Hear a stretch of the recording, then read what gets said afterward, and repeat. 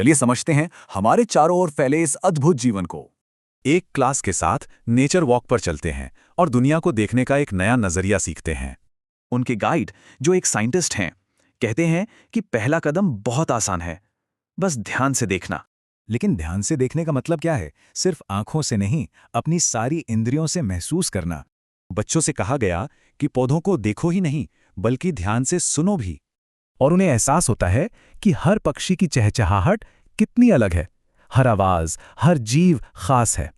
वे अपनी नोटबुक में सब कुछ लिख लेते हैं, पक्षी, तितलियां, बंदर, घास और बड़े बड़े पेड़। क्लास में वापस आकर सब बोर्ड पर अपनी देखी हुई चीजों के चित्र बनाते हैं। तो एक ही जगह पर जीवन की इतनी सारी किस्में, इसका मतलब क्या है? इसी को कहते हैं बायोडाइवर्सिटी, यानी जैव विविधता, किसी खास इलाके में मौजूद जीवन की वैरायटी। और मजे की बात यह है कि ये सब एक दूसरे से जुड़े हुए हैं, सब एक दूसरे पर निर्भर हैं। लेकिन सवाल यह है कि इतनी सारी जैव विविधता को समझा कैसे जाए?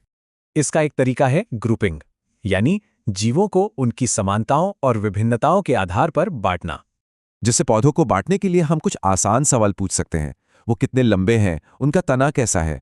इन सवालों के जवाब से हम पौधों को 3 खास ग्रुप्स में बांट सकते हैं: शाक, झाड़ी और पेड़। देखिए, एक तरफ नरम तने वाला शाक है और दूसरी तरफ सख्त तने वाली झाड़ी। शाक वो पौधे हैं जिनके तने हरे और कोमल होते हैं और ये ज्यादातर छोटे होते हैं। झाड़ियां मध्यम आकार की होती हैं, इनका तना कठोर होता है और शाखाएं जमीन के पास ही निकलती हैं।